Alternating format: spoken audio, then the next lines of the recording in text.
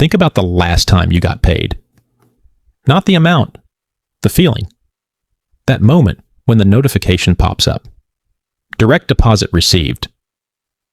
And for a few hours, maybe even a full day, you felt okay. Like the pressure valve in your chest released just a little. The number in your account looked healthy. You could breathe. And then, almost like clockwork, the money started leaving. Rent, bills, gas, groceries. That thing you've been putting off buying because you were waiting to have money. And within 3, 4, 5 days, sometimes less, you were back to where you started. Watching the balance drop and doing the mental math again. Counting down to the next paycheck. Now, here's what's wild. Some people who earn the same as you, who have the same bills, the same expenses, the same life, don't have this experience. Payday for them doesn't feel like temporary relief. It feels like progress. And the difference between those two experiences isn't income, it isn't budgeting skills, and it isn't luck. It's one single thing they do within 24 hours of getting paid.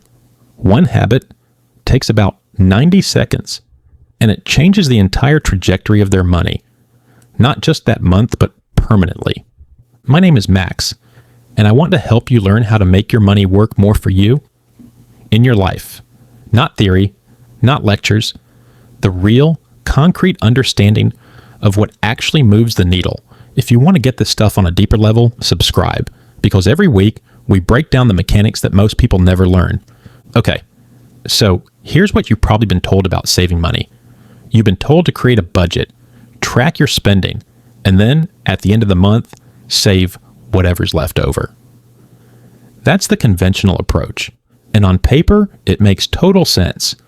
Earn, spend responsibly, save the remainder. Clean, logical, reasonable. And it almost never works. The reason it doesn't work is something economists have known for decades. It even has a name.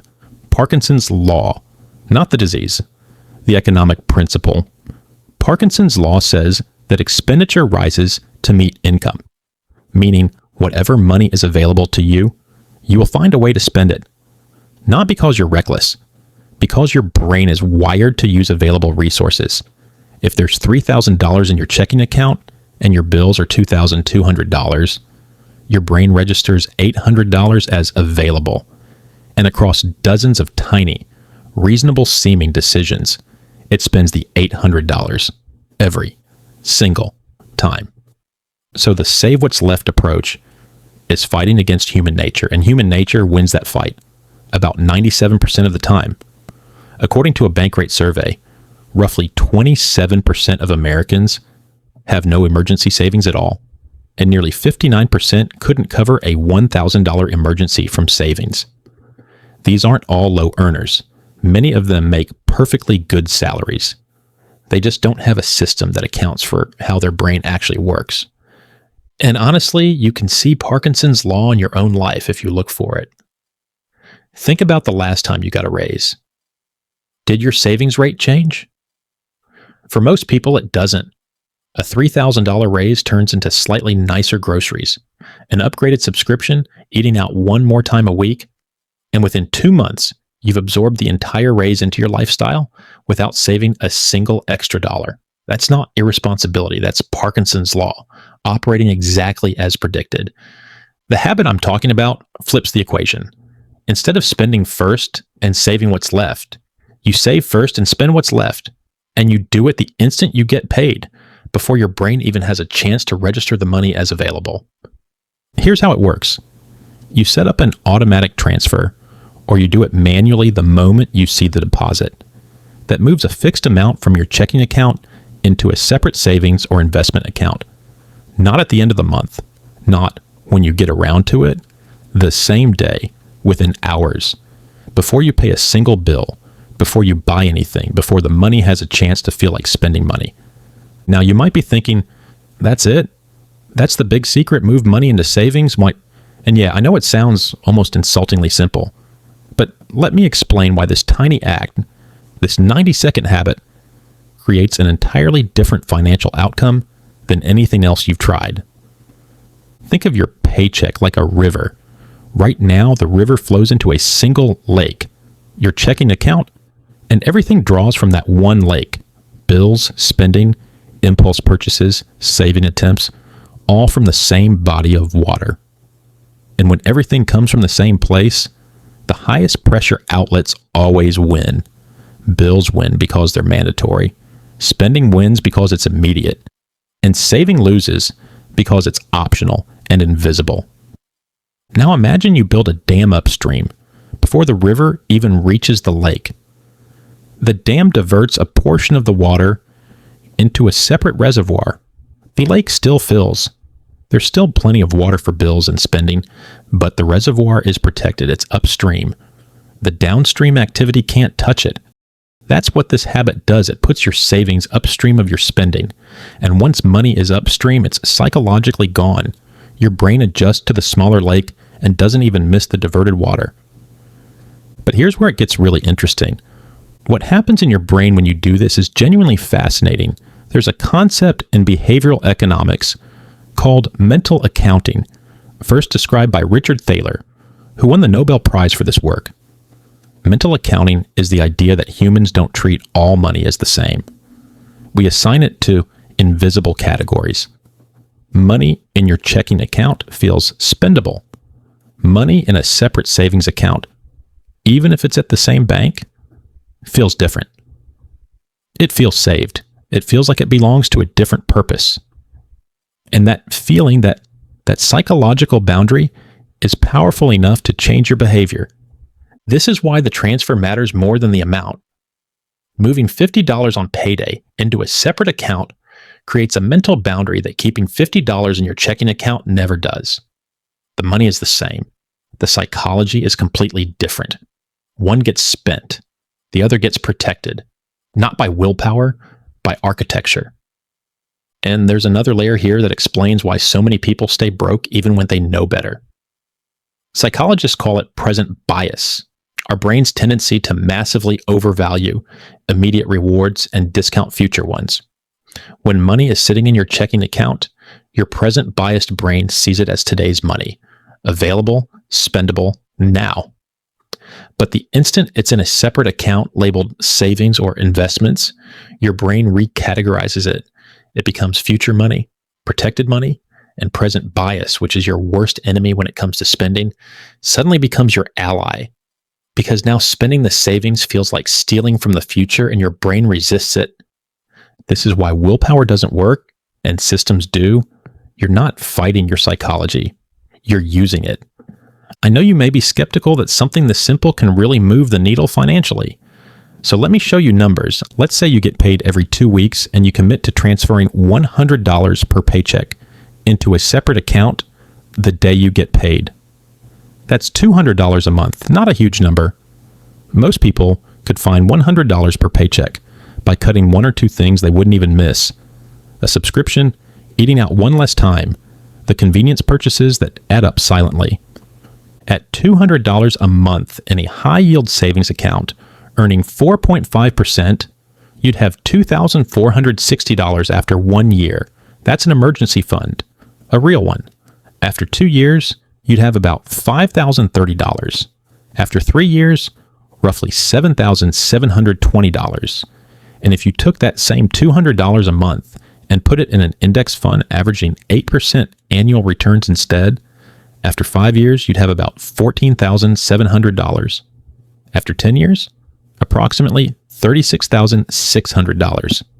After 20 years, and this is where it gets almost absurd, you'd have roughly $118,600 from $100 per paycheck.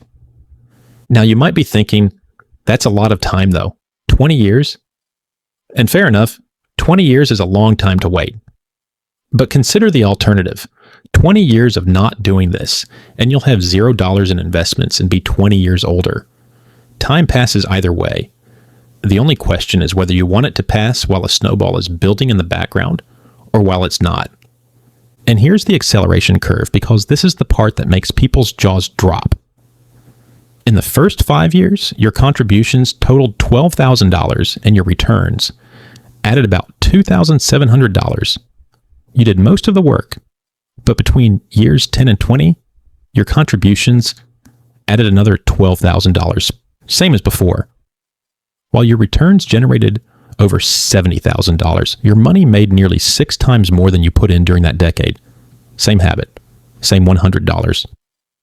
But the compounding turned it into a machine that produces money faster than you can contribute it. That's the snowball reaching the bottom of the hill. And this is the part most people miss. You're not just building a savings account or an investment portfolio. You're building a different version of yourself.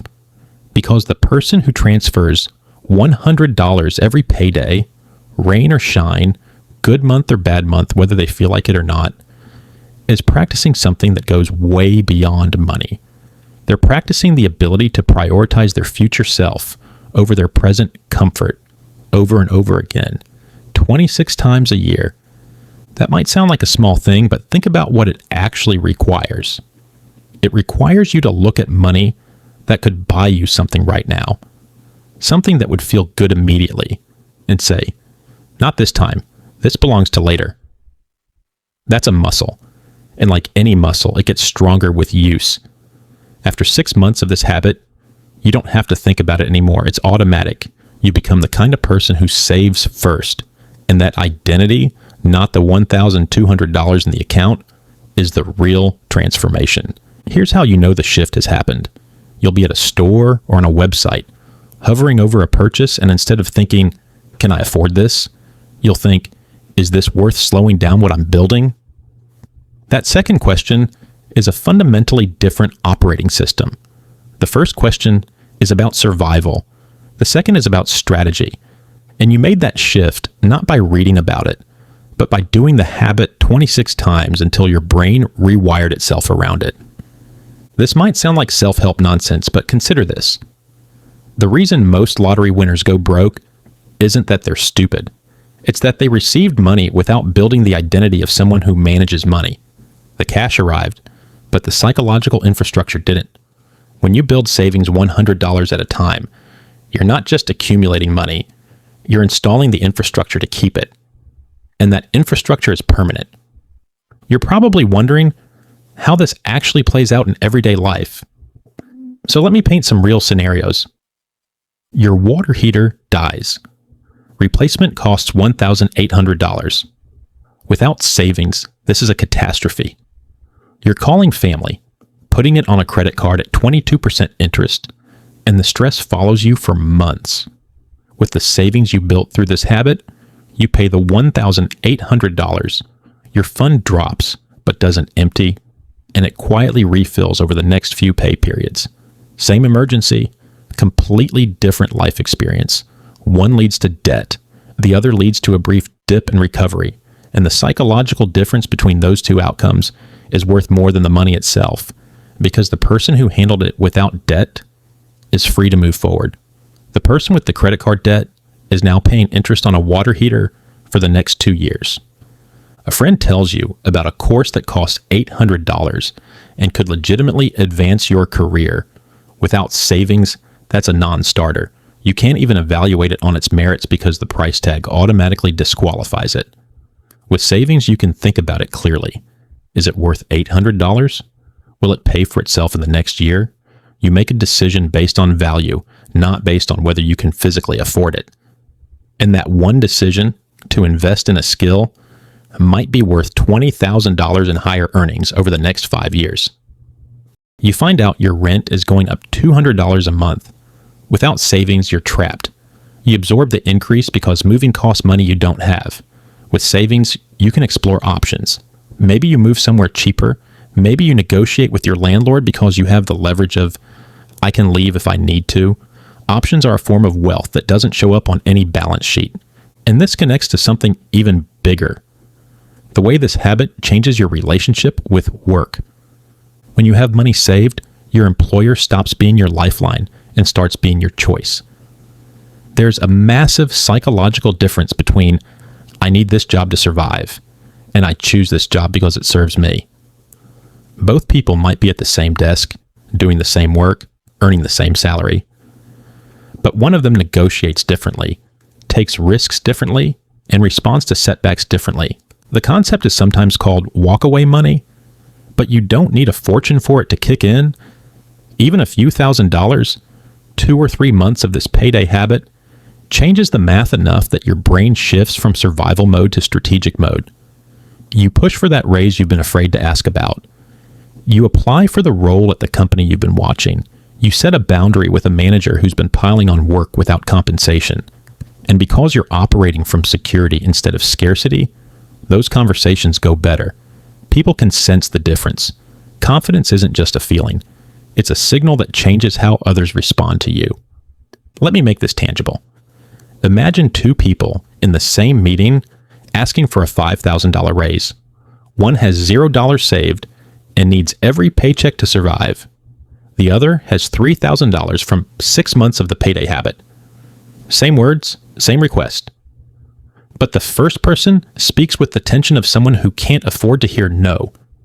The second person speaks with the calm of someone who has options. Managers read that energy. Clients read it. Investors read it. The person with the cushion doesn't always get the raise, but they get it far more often. And over a career, the cumulative difference in income from negotiating even slightly better is tens of thousands, sometimes hundreds of thousands of dollars. And over time, that signal compounds just like the money does. Better negotiations lead to higher income. Higher income leads to more savings. More savings leads to more confidence. More confidence leads to better opportunities. It's a flywheel. And the habit you started on payday is what got it spinning. Now, here's the warning, because there's a trap I've seen catch people right when this starts working. The habit works, the savings grow, and around month 4 or 5, when you've got $1,000 or $2,000 built up, your brain goes, hey, we have money now, let's use it. And the temptation to dip into the savings for something that isn't an emergency is incredibly strong. A sale, a trip, a you deserve this moment. And once you dip once, it's easier to dip again and again until the account is back to $200 and the whole habit unravels. Let me show you the real cost of that dip. Let's say you pull $500 out of savings for a weekend trip. That $500 invested and left alone for 20 years at 8% would have become roughly $2,330. That weekend didn't cost $500, it cost $2,330. And if you make that kind of withdrawal 2 or 3 times a year, the cumulative cost over a decade is staggering. Potentially $30,000 to $50,000 in lost future wealth. From trips and purchases you won't even remember. I'm not saying never enjoy your money. I'm saying protect the upstream reservoir. Once the money crosses the dam, it belongs to your future. If you want to spend more, increase what stays in the lake. Find ways to earn more or spend less downstream. But don't break the dam. Because the dam is the whole system. That's not sacrifice. It's the difference between a strategic choice and an unconscious one. So here's what I want to leave you with. The difference between being broke and building wealth is not a salary number. It's not a side hustle. It's not financial literacy or investment knowledge or any of the things that the finance world loves to overcomplicate. It's a 90-second action you take on payday. Move the money, separate it, put it upstream, and then live your life on what's left. That's it. And I know it sounds too simple to matter, but the simplest changes are often the most powerful precisely because they're simple enough to actually do. Complicated systems get abandoned. 90-second habits stick. So here's my challenge to you. The next time you get paid, not next month, not when you get ahead, the literal next time your direct deposit hits, transfer something, any amount, $25, $50, $100. Whatever doesn't terrify you, move it the same day before you spend $1 on anything else. Just once.